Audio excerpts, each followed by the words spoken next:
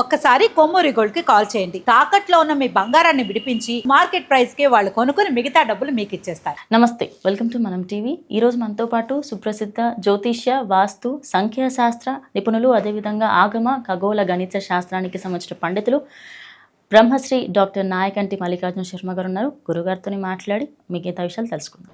నమస్తే. నమస్కారం. గురుగారు, 2026 శ్రీ పరాభవ నామ సంవత్సరం ఎలా ఉండబోతుంది? ఆ పేరుకి అర్థం ఏమిటి? తప్పకుండా అమ్మ. ఓం శ్రీ గురుభ్యో నమః. ఓం శ్రీ మాత్రే నమః. శ్రీ పరాభవ నామ సంవత్సరం. పరాభవ నామ సంవత్సరం అంటే ఏంటంటే జీవితంలో అనేక మార్పులు, అనేక పరిణామాలు, అంటే అనుమానాలు, అవమానాలు. అంటే పరాభవించటం అంటే ఏంటంటే సహజంగా మనకు మహాభారతంలో ద్రౌపది దుర్యోధుడిని పరాభవం చేసింది అని అర్థం. అంటే పరాభవించడం అంటే అవమానించటం, అంటే వెక్కిరించటం, అంటే అనుమానించటం, అవమానించటం, హాస్యం, అంటే చివరికి వెటకారం అని కూడా చెప్పాలి.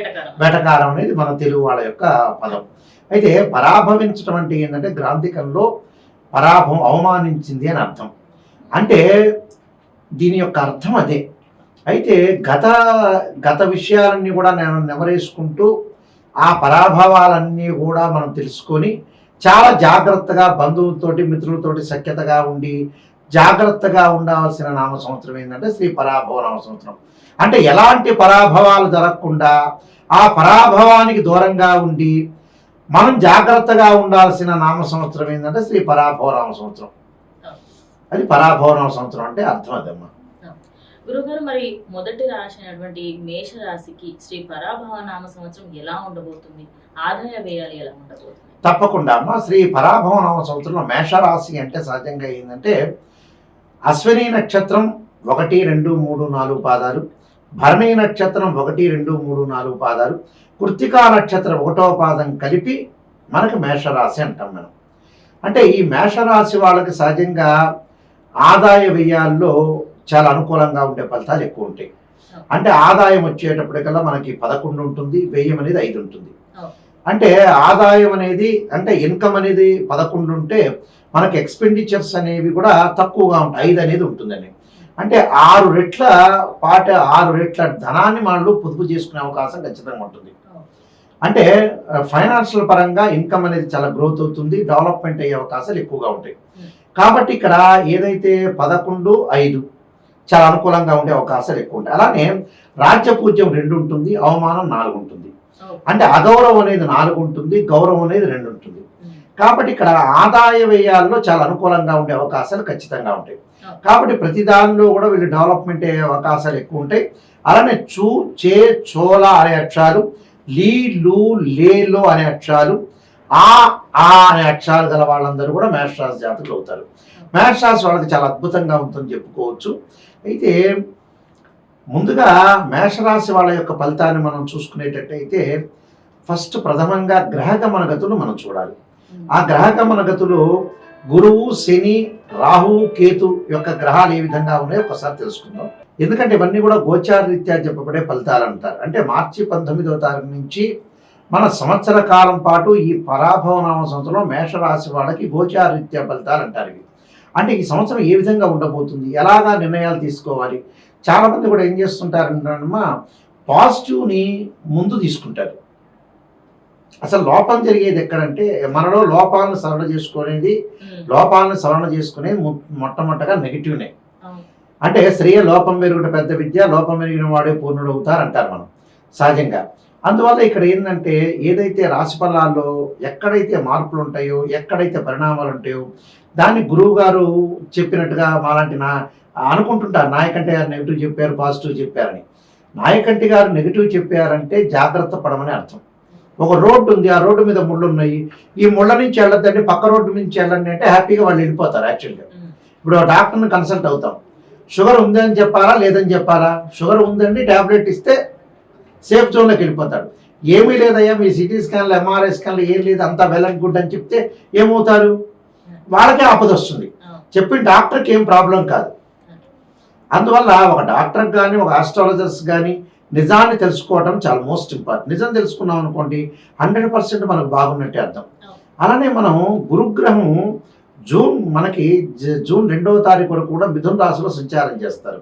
2వ తారీఖు నుంచి మనకు అక్టోబర్ 31 వరకు కూడా కర్కాటక రాశిలో సంచారం చేయటం, అక్టోబర్ 31 నుంచి మనకి డిసెంబర్ 18వ తారీఖు వరకు కూడా అతిచారంతో సింహరాశిలో సంచారం చేయటం, ఆ తర్వాత మళ్ళీ వక్రగతిలోకి వెళ్ళిపోతాడు. అంటే మేషరాశి వారి యొక్క గురువు యొక్క బలం వల్ల చాలా అనుకూలంగా ఉంటుంది.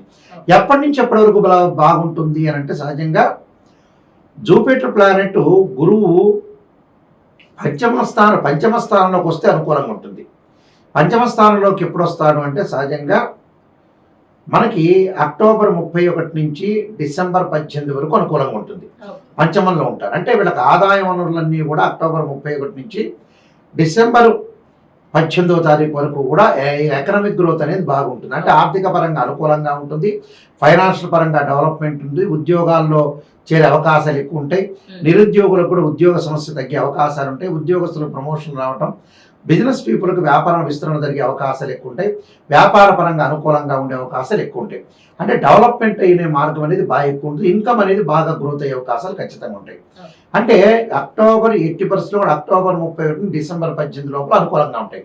ఆ సమయంలోనే వాళ్ళు డబ్బులు సంపాదించాలి, వివాహాలు చేయాలి, ఆ సమయం అనేది అనుకూలంగా ఉండే అవకాశాలు ఎక్కువ ఉంటాయి. మిగతా టైంలో ఎలా ఉంటుందంటే కొద్దిగా డబ్బులు ఖర్చు అయ్యే అవకాశాలు ఎక్కువ ఉంటాయి. నేను చెప్పాను కదా 11 ఆదాయం 5 ఖర్చుని, అంటే 6 రెట్లు తేడా రావడానికి 6 రెట్లు ఇంకా, అంటే 6 రెట్లలో మధ్యలో డిఫరెన్స్ ఉంది.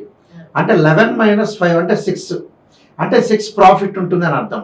ఈ 5 కూడా ఎందుకు ఖర్చు అవుతుందంటే జూన్ 2 దగ్గర నుంచి అక్టోబర్ 31 వరకు వివాహ శుభ కార్యక్రమాలు పాల్గొనటం, శుభ కార్యక్రమాలు చేసే అవకాశాలు బాగా ఎక్కువ ఉండటం ఒకటి, అలానే వాహన ప్రాప్తి, వాహనాలు కొనుగోలు చేయటం ఒకటి, అగ్రికల్చర్ ల్యాండ్ కొనుగోలు చేసే అవకాశాలు బాగా ఎక్కువగా ఉంటాయి.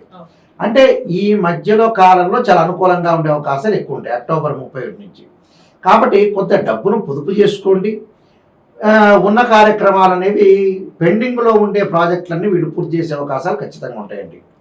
పెండింగ్లో ఏదైతే ఉంటుందో ప్రాజెక్టులన్నీ కూడా ఖచ్చితంగా పూర్తి చేసే అవకాశాలు ఎక్కువ ఉంటాయి.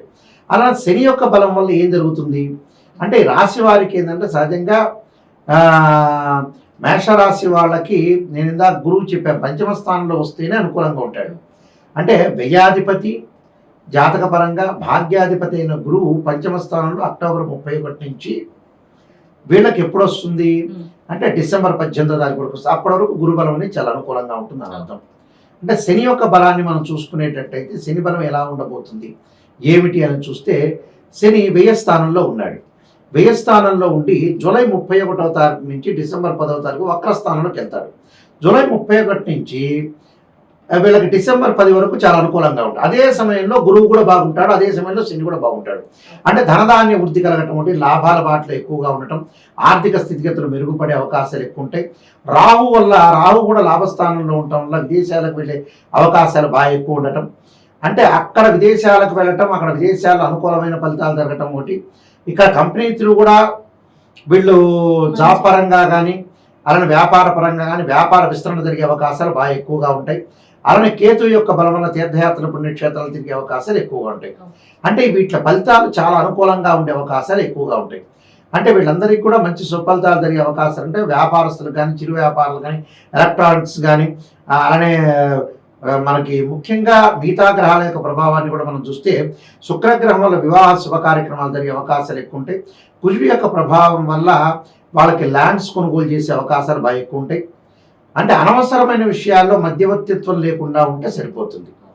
బంధుమిత్రులతో విరోధ భావాలు కలిగే అవకాశాలు ఎక్కువ ఉంటాయి. వాళ్ళ వల్ల కొంత జాగ్రత్తగా ఉండాలి. అలాగే కిరాణా కానీ రియల్ ఎస్టేట్ కానీ డాక్టర్స్ కానీ అడ్వకేట్స్ కానీ వీళ్ళందరికీ కూడా అనుకూలమైన ఫలితాలు జరిగే అవకాశాలు ఉంటాయి. విద్యార్థులకు కొంత నెక్స్ట్ అకాడమిక్ ఇయర్ అనేది అనుకూలంగా ఉంటుంది. అంటే పోటీ పరీక్షల్లో కానీ ఉత్తీర్ణత సాధించే అవకాశాలు బాగా ఎక్కువ ఉంటాయి. కాబట్టి బుధుడి వల్ల వ్యాపార విస్తరణ జరగటం ఒకటి, రవి వల్ల మంచి ఉద్యోగం లభించే అవకాశాలు ఎక్కువ ఉంటాయి. కాబట్టి వీళ్ళందరికీ కూడా మంచి సుఫలితాలు జరిగే అవకాశాలు ఖచ్చితంగా ఉంటాయి. కాబట్టి ఎలాంటి ఇబ్బంది పడకుండా కొన్ని పరిహారాలు చేసుకొని ముందుకెళ్తే మంచి జరిగే అవకాశాలు ఎక్కువ ఉంటాయి. గురుగారు మరి ఎలాంటి పరిహారాలు చేసుకుంటే మేషరాశి వాళ్ళకి అనుకూలంగా ఉంటుంది? ముఖ్యంగా ఆరోగ్యపరంగా ఇబ్బందులు కలగకుండా, ఆరోగ్యపరంగా అంటే మనకి జూలై 25 తర్వాత ఆరోగ్యపరంగా ఇబ్బందులు కలగకుండా చూసుకోవాలి. వ్యయంలో శని ఉన్నాడు కాబట్టి ఆ రవిగ్రహం కూడా అనుకూలంగా ఉండదు కాబట్టి కుజుడు కూడా అనుకూలంగా లేడు కాబట్టి ఖచ్చితంగా శరీరే జర్జరీభూతే వ్యాధిగ్రస్తే కళేబరి ఔషధం జాహ్నవీతోయం వైద్యో నారాయణ హరి అనే మంత్రాన్ని చక్కగా రాహుకాలంలో దీపం పెట్టడం ఒకటి, విష్ణు సహస్రనామ పాలన చేసుకోవడం చాలా మంచిది. అలానే కార్తవీర్యార్జునుడి యొక్క మంత్రాన్ని చదవడంతో పాటు చక్కగా అంగారక యుద్ధే శక్తి అస్తాయ ధీమే తన్నో భౌమ ప్రచోదయాత్ అనే మంత్రాన్ని కూడా చక్కగా చదువుకోవటం వల్ల వాళ్ళకి మంచి జరిగే అవకాశాలు ఉంటాయి. అంటే బంధుమిత్రులతోటి కానీ అవమానాలు కానీ ఇలాంటివన్నీ కూడా, అంటే లిటిగేషన్స్ మధ్యలోకి వెళ్ళకూడదు. భార్యాభర్తలు ఇద్దరు కొట్టుకుంటున్నా, అన్నదమ్ములు కొట్టుకుంటున్నా ఏది కూడా మధ్యవర్తిత్వం వెళ్లకుండా కొంత జాగ్రత్తగా ఉండాలి. అంటే రియల్ ఎస్టేట్ రంగం వాళ్ళకి కానీ, ఆకస్మికంగా ప్రయాణాల విషయంలో కానీ, అధిక ప్రయాణాల విషయంలో కానీ, వాహనాల మీద అతిగా వేగంగా వెళ్లకుండా ఉంటే చాలా మంచిది. ఎలాంటి ప్రాబ్లమ్స్ లేకుండా ఉండటం అనేది చాలా మంచిది. ఇలాంటి పరిహారం చేసుకుంటే వాళ్ళకి మంచి జరిగే అవకాశాలు ఖచ్చితంగా ఉంటాయి. శ్రీ పరాభవనామ సంవత్సరం మేషరాశి వాళ్ళందరికీ కూడా శ్రీ పరమేశ్వరుడి యొక్క కరుణాకటాక్షం ఉండాలని ఆశిస్తూ సర్వే జనాసుకునో భవంతు. ధన్యవాదాలు. నమస్కారం.